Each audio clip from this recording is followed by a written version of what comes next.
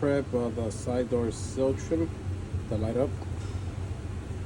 Gonna run the harness from one side to the other.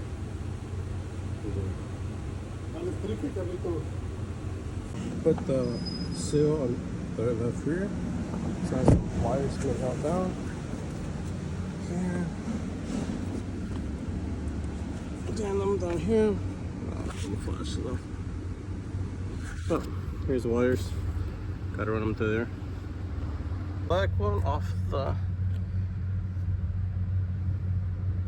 PCM, which is the one in the back with the black clip, and then the purple one, which I'm assuming is this one on some colorblind.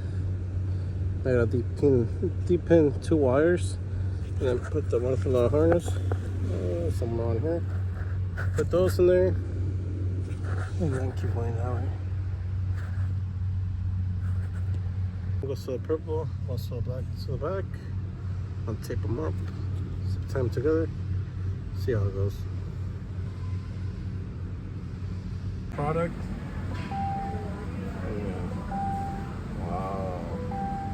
Brought it through there to the other side. Up through there. Up here, there's a ground here. Bam, runs through there, into the back.